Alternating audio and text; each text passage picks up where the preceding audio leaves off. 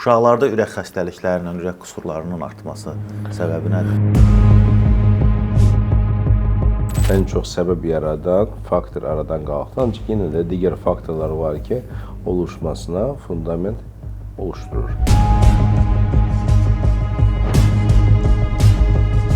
O boyda xəstəxana cəmi bir də pediatr var, fikirləşin. Şayələr gəzir ki, koronavirus peyvəndinin özündən sonra ürək xəstəlikləri artır. Bölgələrində yaşayan xəstələrin çoxusu peyvəndə meyilli deyillər. Çöplü soklar deyirlər, paketdə olan Kimikator o. Bunların zərəri varmı? Onun faydası varmı? Salam dostlar, hər vaxtınız xeyir olsun. Əziz valideynlər, bu videoya mütləq baxın. Və sizdən bir xahişim olacaq ki, bizim bu YouTube-da maarifləndirici videolar nədənsə maarifləndirici olmayan əyləncə videolarından daha az baxılır. Bunda səbəb odur ki, maarifləndirici videoya baxanlar adətən yüksək yaşda olan, yəni 35-40 yaşından yuxarı olan insanlardılar. Onlar çox like düyməsini basmağa meyilli deyirlər. Amma gənclər daha çox like edirlər əyləncə verilişlərinə baxanlar, ona görə onlar daha çox izlənir. Sizdən də bir xahişim olacaq ki, maarifləndirici videonun daha çox insan qarşısına çıxması üçün bizə dəstək olun və bu videomuzun daha çox insanın faydalanmasını təmin eləyin. Bugün uşaqlarda, yeniyetmələrdə ürək xəstəliklərinə və yaxud da ürəyə qulluqdan söhbət eləyəcəyik ki, onların ürəkləri necə eləyək ki, sağlam olsun. Ona görə studiyamıza sizin də yaxşı tanıdığınız uşaq kardioloqu Elnur bəy İmanovu dəvət etmişik. Elnur bəy, xoş gördük sizi. Xoş gününüz olsun, minnətdaram, sağ olun. Elnur bəy, son mən araşdırmalara baxdım. 2000-ci ildə aparılan statistikalar var. Bir də 2000-dən sonra 2025-ə qədər olan statistika var. Düzdür, bütün dünyada ürək xəstəlikləri artıb. Xüsusən Azərbaycanda ürək xəstəlikləri arasında, belə deyək də, axırdan birinci yerləri tutan ölkələr siyasında təəssüf ki, uşaqlarda nə üçün artır? Yəni, böyükləri başa düşdük. Uşaqlarda ürək xəstəliklərinin, ürək qüsurlarının artması səbəbi nədir? Gəlin belə danışaq. Siz uşaq ürək xəstəliyidir. Mən onu ətraflı izah edeyim. Yəni qazanılmış və ya anadan gəlmə. Təəssüf ki, bəli, son 5-10 il ərzində ölkəmizdə anadan gəlmə ürək qüsuru sayı artır. İndi onun tam təfərrüatı izah eləməyəcəm, çünki onun tam təfərrüatı izah eləsək saatlarca vaxt alır.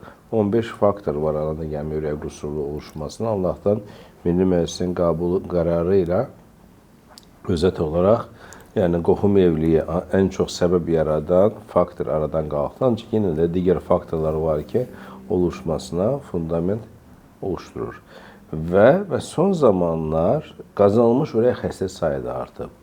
Mən artıq 15 ildir ölkədəyəm. Yəni gedə-gedə təəssüflər olsun miyokarditlərin, yəni o da qazanılmış xəstəliyin fəsadı olaraq qarşımıza çox çıxır. Əslində biz onlara görməməliyik. Uşaqlar vaxtında peyvənd olunmalıdır.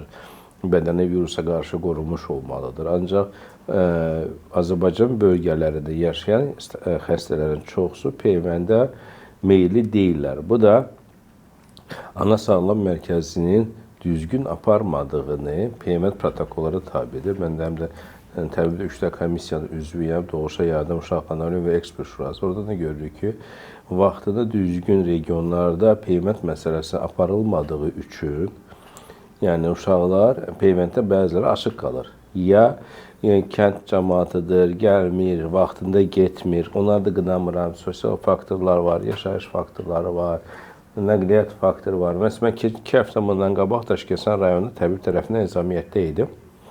Noyabr ayının axırında Azərbaycanın ən demək olar inkişafdan geri qalan rayonlardan birisi idi gördüyüm.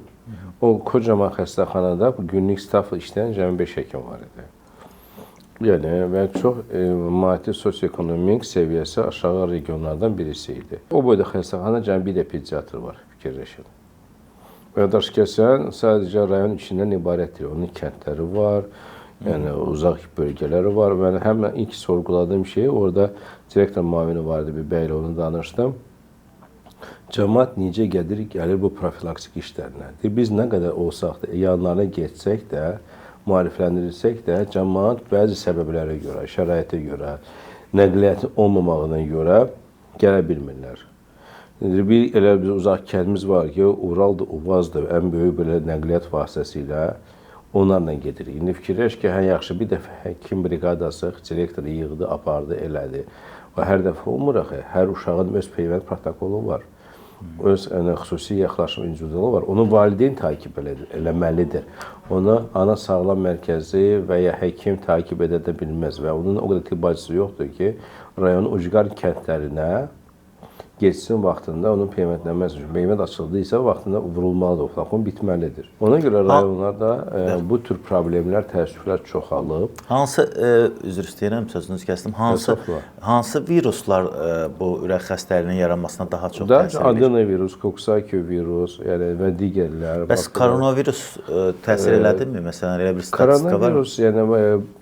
Koronavirus, miokarditlərin oluşmasına o qədər etkili olmadı. Olmadı. Çünki amma belə bir də mif deyim, buna deyim. Yəni çünki ona görə deyirəm ki, hələ bir təsdiqini tapmamış bir şeydir. Şayələr gəzir ki, koronavirus peyvəndinin özündən sonra ürək xəstəlikləri artıb. Erişkində ola bilər, deyə bilmərəm. Ancaq uşaqların, yəni onun sayəsində miokarditlər oluşsaydı, dünya çapında çox böyük bir rezonans olardı. Və təbii ki, buna həmən dərhal ədəbiyyata tökərlər dünya alimləri, dünya mərkəzləri və s. və l. Mən elə bir şeyə rastlanmadım ki, koronavirus, COVID, miokardit olursun.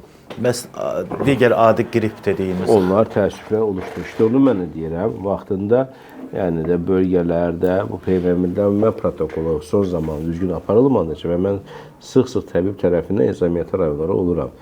Yəni orada birinci yerindən, yəni birinci dərəcə yaxınlığında həkimlərin ünsiyyətdə oluram. Həkimlər çabalarsa da, xəstə yaxınlarına desə də, çağırsa da, zəng eləsə də görürsən ki, qəbula gəlmir. Məsələn, mən gedib, yəni əvvəlcə maariflənmə protokolu gəlir ki, məsələn, doktor Elnur İmanov filan vaxtı xəstəxanada ücretsiz xəstə qəbul edəcək dövlət tərəfindən. Baxmayaraq, hazırlamış bir layihə.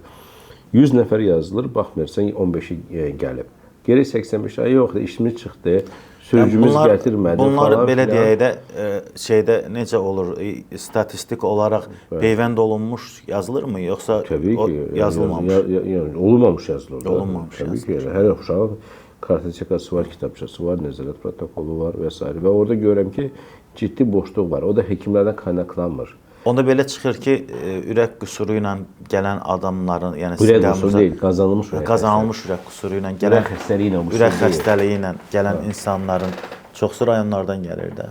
Bakı cəmaatı da olur, hər yerdən olur. Bakı cəmaatı, yəni şəhər cəmaatı gəlir deyək. Şəhərdə yaşayan insanlar nəqliyyatı çox yaxındır. Əl çatandır, həkim əl çatandır, mərkəz əl çatandır, dövlət və ya özəl və s. və daha. Ancaq regionlarda bu boşluq var. Həm də mən təbibdə də komissiyaların üzvü olduğum üçün Doğuşa Yardım, Uşaq Ana Ölümü Ekspert Şurası, orada tez-tez bu fəsadlarla qarşılaşırıq. Elnur, bəs su çiçəyi təsir eləyirmi? Kesinliklə, təəssüf. Su çiçəyindən hər il ölənlər olur, ölən uşaqlar olur da. İşte, bu ağır söhbətdir. Dərin və ağır söhbət. Ürəyə mi təsir eləyir o su çiçəyi? Bəli, təəssüf ki, təsir eləyir. Beynən təsir eləyir, ürəyə də təsir eləyir. Təəssüflər olsun. Ona görə də bir problemlə biz qarşı-qarşıya qalırıq. Bir də uşaqlarda, indi siz virus məsələsini dediniz, bir də uşaqlar arasında bu kökəlmə də çoxalır. Obezite, bəli. O da hərəkətsizlik. Allahdan son zamanlar ölkəmizdə idmana meyillik, idmana verilən dəyər, idmandan alınan nəticə, rezonans müsbət doğru olduğu üçün insanlarda idmana bir axım var. O da gələ deyim ki, çoxsu şəhər cəmaatı.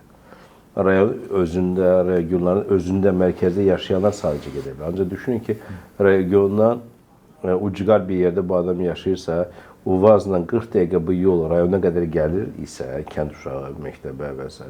O uşaq güc balı ilə, məsələn, özü də birisi regionlarda, biz özümüz atam-anam Azərbaycan güşələrdən birisindədir, kəndlərdə məktəb 9 ilə qədər olur. Hər kənddə 11 illik məktəb olmur. Məsələn, Batamgil kəndində məktəb 9 illik idi. Ondan sonra ən yaxın mərkəzi sayılan yerə nəqliyyat gedirlər. Onun üstündə yağışı var, osu var, transport o saatda olmur və s. Başlayırlar ciddi fəsadla yaşamağa. Yəni, öz qomaqrəbəndən də görürəm, əmin nəvələrimdən də görürəm ki, məcbur o yerdə qomaqrəbə yanında uşaq qalır ki, mərkəzləşmiş o 11 nömrəli məktəbi qutarsın. Əlində bir sənəti olsun, təhsil attestatı olsun və s. və ilaxır. İndi fikirləş ki, o idmana necə getsin? O təhsili güclə oxuya bilir. Məktəbə gedib gəlmək üçün. Ona görə də yəni, başlayır obezitə, yəni, hərəkətsizlik. Yəni, Bakıda yəni, Azərbaycan şəhərləri deyək, idmanın daha aktivliyi var. Çünki sizin sözü qüvvət əl çatandır. Mərkəzlər, salonlar və s. Məsələn, indi mənim oğlum da bir özəl liseydə oxuyur. Onun sinif Bakıda yaşayırlar da. Onun sinif yoldaşlarının arasında da xeyli yəni kök uşaqlar var. Onun işte o problemi odur. Hərəkətsizlik, yəni, daha çox telefona meyillilik, abur-cubur, hərəkətsizlik, hər şey. Məsələn, mənim uşaqlıq illərimdən xatırlayıram, bu 80-90-cı illər arasında gəlir. Çörək almaq üçün biz gedərdik, filan yerdən filan çörək alardıq, butqadan, dükan alardıq. İndi isə oturur evdə yeməyə onlayn sipariş verir, hər şey qapısına getirir. Hətta yəni, ərzağı belə, yəni onlayn Bəli, hər şey oldu, yəni, telefon vasitəsilə, sosial vasitəsilə, yəni, hərəkətsizlik azalıb, passivləşib. Mən məsələn uşaqlıq illərimi xatırlardım. Allah atamı yenə də uzun ömürlər, canı sağlığı versin. Yəni bizim mən Əhmədli balasıyam. Bakı kinoteatrında kitabxana vardı. Maraqlı şeylər, o gedib kitabxanada kitab alardıq, gedərdik, gəlirdik. Ən azı bir 15 dəqiqəlik piyada yol vardı evdən. Bakı kinoteatrına, mərkəzi kitabxanaya qədər gedən yol. İndi isə hər şey telefondadır. Hər şey əlin altındadır. Heç bir yerə getməyə gərək yoxdur. Yəni o artıq hərəkətsizlik dövrü yaşayırıq. Bizim üzr istəyirəm, bizim evimizdən liseyə qədər olan məsafə 1 kilometrdən çoxdur. Məsələn, mən hər gün taksi də vura bilərəm və yaxud da özüm maşınla da aparıb gətirə bilərəm. Bunu eləmirəm. Məsələn, deyirəm ki, özləri getsinlər, gəlsinlər. Bəli, 1 kilometr 15 dəqiqə yoldur. Gediş, gəliş artıq yarım saatdır. Bu özü idmandır. Bəli, onu hər valideyn onu gərək beləsin də uşağım əziyyət çəkməsin. Yox, ondan da başqa, siz müdrik ola düşünürsünüz Bahadur. Mən bəzi insanlar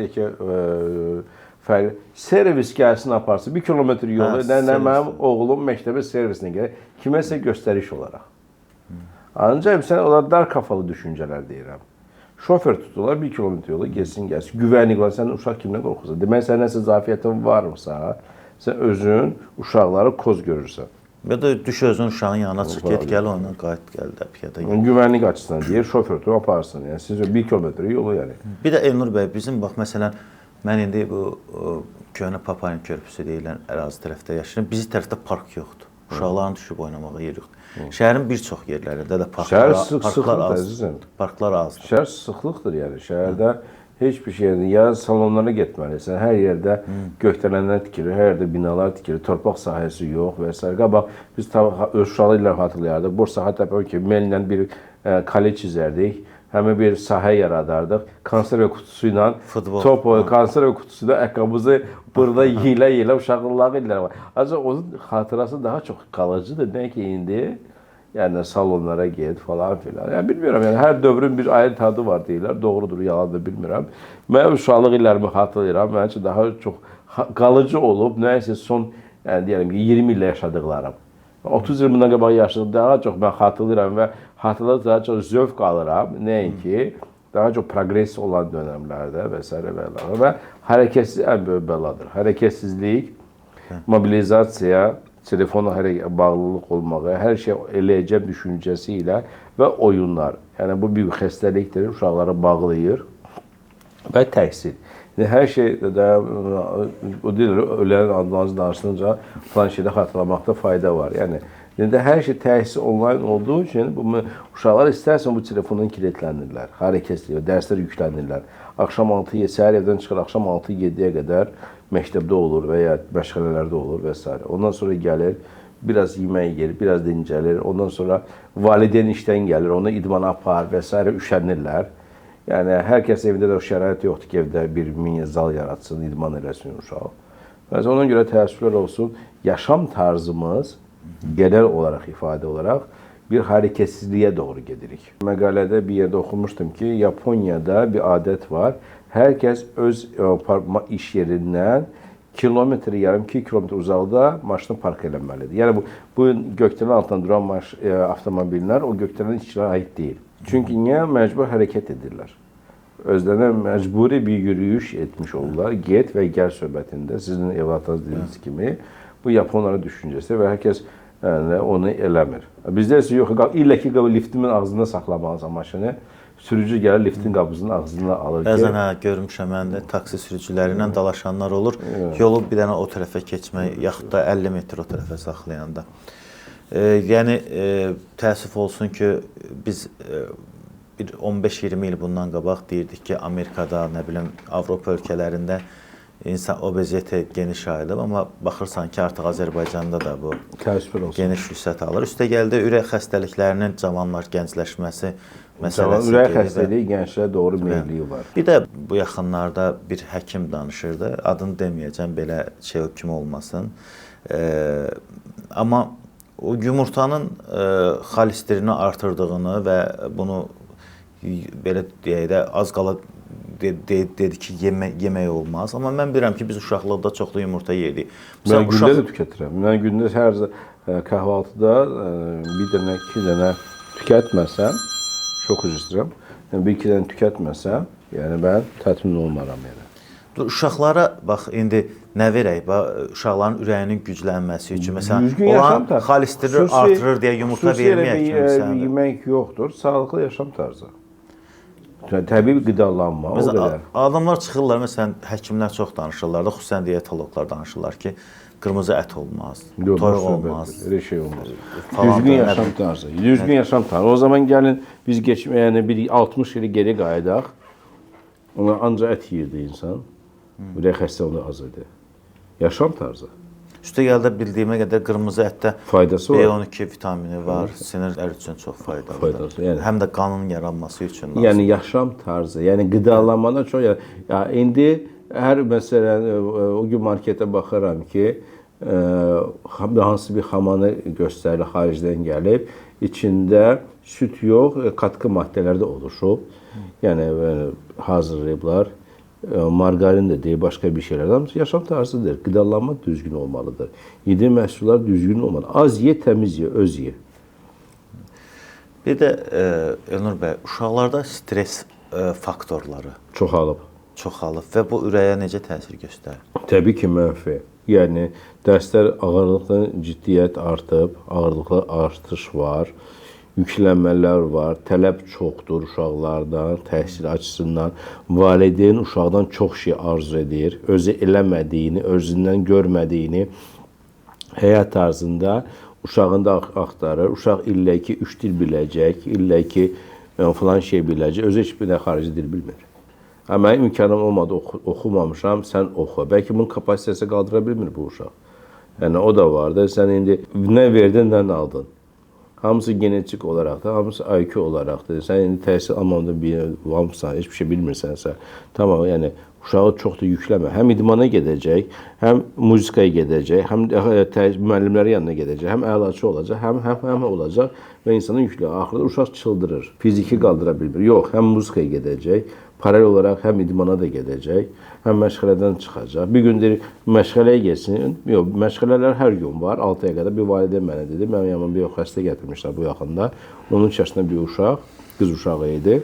Anası çox tələb edir. Saat 6 məşğələdən çıxır. Bir gün deyir, o muzikaya getsin. Bir gün o idmana getsin. İdman deyirəm, niyə gedir? Bədəni çökməsin. Muzikaya niyə gedir? Kültür aktivitəsi artsın. Valideynin istədikləri. Və hər gün də yükləyirsən. O uşaq deyir ki, doktor bəy, anama dedik o məni rahat bıraxsın. Mən bu qədər yükü daşıya bilmirəm. Ona mənə başa düşmürlər. Bu uşaq özü iradını, fəryadını mənə bilir. Abala, məndən əl çəkində mən belə bir kapasitem var. Mən 3 dənə xarici nətər bilim. Sən çox şey istəmirsən. Həm ingiliscə, həm almanca, həm fransızca öyrənsən. Bu uşaq güc balaya bir də Azərbaycanca bilir. Yəni sən yüklədikcə yüklə, qarşılıq almadıqdan sonra az olsun, təmiz olsun. Bir dil bilsin, keyfiyyətli bilsin. Yəni özü olmayıb yəni də. Hə, parası var, imkanı var, maddi yüklənir. Eyvallah, mən hər şey paralel edərəm. Hər şey paralel olmur. Beyin kaldırma kapasitesi var. Yüklənmən. Sən nə verirsən ki, nə alırsan. Və hər yaşında bəlli bir şey var. Sən bağça uşağına gəlib 2000 dörd edəməzsən ki. Yəni də sən uşağı yüklənmək kapasitesini bilməlisən və ona görə istəməlisən, ona görə arz etməlisən. Elnur bəy, biz enerji içkilərindən çox danışmışıq. Bəli, təəssüf olsun. Bizim valideynlər də bunu bilirlər. Amma indi bax, enerji içkilərini biz danışdıq. İndi bir çox insanlar da artıq valideynlər maariflənib enerji içkiləri qoymurlar. Uşaqları çox içsinlər. İndi gizlindən özləri alıb içirlərsə bu başqa məsələ. Amma indi bax, daha çox balacalar da səhər-səhər dərsə gedəndə və yaxud da axşam gələndə bu çöplü soklar deyirlər, paketdə olan şirniyyatlardan. Bunların zərəri varmı? Onun faydası varmı? Onun tək faydası var, siqaret kimi sənayeyə, başqa faydası yoxdur. O meyvə şirəsinin içində meyvə aid nəsə tapsanız, yəni mənə ispat edir, mən də bilim. Mən onların zavodunda da olmuşam bir dəfə, adını çəkməyəcəm bir zavodda. Hamısı kanisterdən gələn konsentratlar, siroplardır. Onlardan, xaricdən gəlir özelliklə. Deyim ki, meyvə burada deyək, almadır, alma burada süzülür, şirə olur və s. deyil. Həmən alma xaricə satılır. Orada kanisterlardan alma şirəsi, sirop hazırlanır, kokteyl deyəlim də. Sərtlikdə çox jostkidir, yəni daş kimi olur. Ondan sonra o necə sıvı qazı mayeləşdirirlərsə, onu da elə bir olur. Sonra onu burada xüsusi proseduradan keçəndən sonra o meyvə şirəsini çevrilir. Və təbii ki, hamısı kimikatlar və onlar hər bir şey, kimikatı qoy bir tərəfə. Saxlama müddəti var. Deyək ki, o 6 ay dözülməlidir. O dediyiniz qutucuklar. Onun için o qədər kimyasal maddə qatırlar ki, o içində ürəmə olmasın, mikrob ürəməsin, göbələk ürəməsin və s. və s. və s.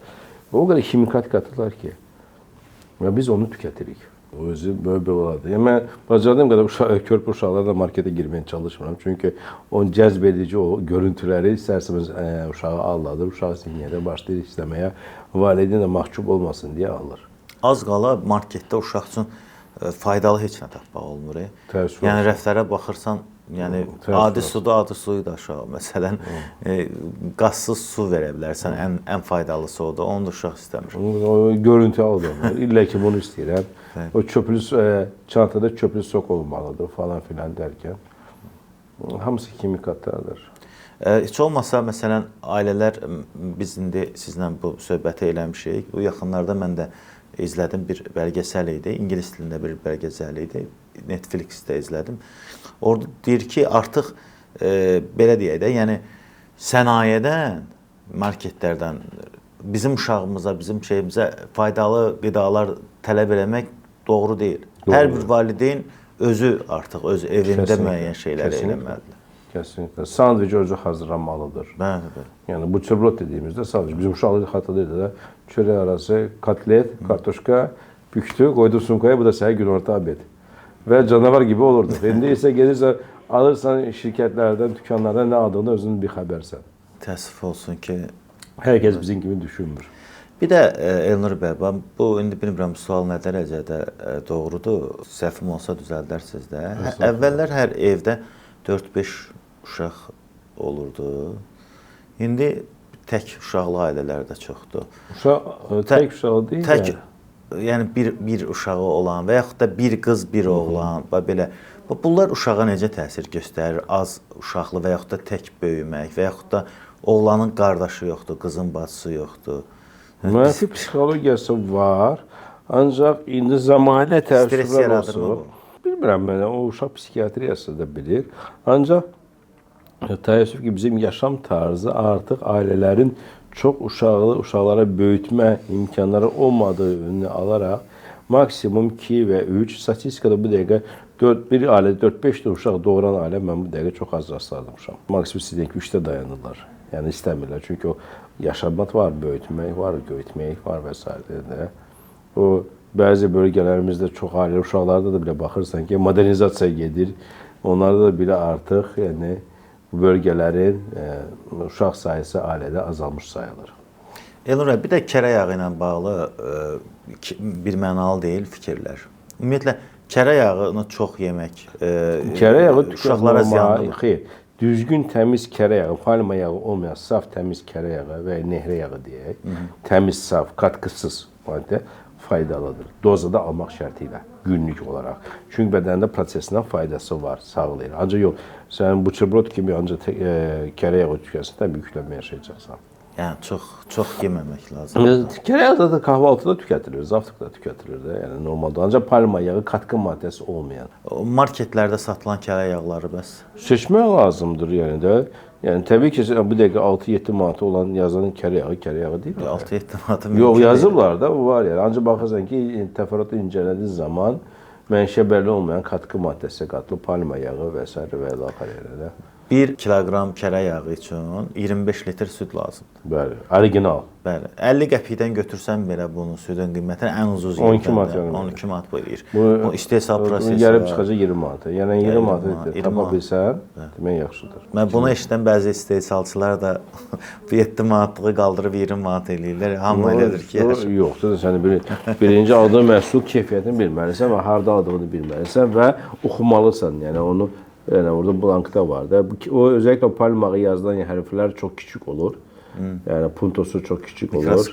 Bu arada katkı maddə qatılmışdır və hansı yağ qatılıb. Onu özəlliklə konfet alanda da ona diqqət eləmək lazımdır. Yəni də o yazırlar, ancaq kiçik yazırlar ki, kimsə önəmsəmir. Ancaq önəmsən adam bilir, yəni işini bilən adam bilir. Elnur bəy, Azərbaycanda ən çox geniş yayılmış, sonradan qazanılmış ürək xəstəliyi hansıdır uşaqlar? Qapaq xəstəlikləridir. Nə? Qapaq xəstəlikləri. Qapaq nə deməkdir? Ürəkdə qapaqlar var da, 2 taylı, 3 taylı qapaqlar. Onlardan ən çox olardı. Ən çox hastalığımız onlardır, 2 taylı qapaq xəstəliyi. Bu nədən baş verir ki? İnfeksiyadan fəsad olaraq. Daha çox virus infeksiyasından. Və boğaz infeksiyadan fəsad olaraq. Bəs ağciyərdə olan hər hansı bir fəsad tutaq ki, belə deyək də, sətəlcəm, ürəyə zərər verə bilirmi? Düzgün vaxtda müalicə edilməsə, sətəlcəmdə olan infeksiyalar təəssüf ki, ağciyər qan ürək çatmazlığı yarada bilər. Zincirvari olaraq ürəyə də vuracaq, ürəyə də fəsad yaşanacaq. Yəni ağciyər ürək birlikdə olduğu üçün etkilənəcək və ürək işləmə qabiliyyətini pozmuş olacaq. Elnur bəy, bax sizin yanınıza uşaqları gətirən valideynlər illah da ki, bir əlamət hiss eləməlidirlərmi? Yoxsa mütəmadi olaraq uşaq kardioloquna gətirib göstərmək lazımdır? Yox, uşaq kardiologiya xəstə sağlıq olaraq 18 yaşına qədər 5 dəfə yoxlanmalıdır, periodik olaraq. 0, 3, 1, 3, məktəb qabağı, yəni biz bağça qabağı deyirik, məktəb qabağı, yeniyetmə bir 18. Bu standart protokollardır. İnkişaf getdikcə. Təbii ki, əlamətləri varsa, şikayətləri varsa, o hər zaman gələ bilər. Bəs valideynlər buna riayət edirlərmi? Məsələn, heç bir əlamət görmədən aparım görüm uşağım nətərdir? Var, 0,5%. 0,5%. Çox aşağı. Həkimin yanına 0,5% valideyn gəlib ki, mən uşağımın ürəyi yoxladım, görüm necədir yoxsa yox. Məncə bu psixoloji faktorudur ki, özü qorxur ki, uşağımda heç nə yoxdur. Ziyalı adam da açıb baxır ki, professional olaraq uşağı həkim aparırsa, pediatrını yoxlayırsa və s. bir gəlmiş ki, ürəyi yoxladıram. Bizdə yəni problem hiss eləməyənə qədər gəlmirlər demək. Hiss eləməyənə qədər həkimə getmirlər, qalsın. Keçib gedər, yəni bir ifadə var, bir rejon var, bir sözlü deyim var. Onları idarə etməyə çalışırlar. Öz-özündən keçib gedəcək. Aparma özəlliklə region bölgələrdə dədə-baba metodları ilə, yəni otlarla falan idarə etməyə çalışırlar. Elnur bəy, bu bəlkə də böyüklər üçün olan sualdır, amma bəlkə də uşaqlara bilmirəm şamil olunur-olmur bu.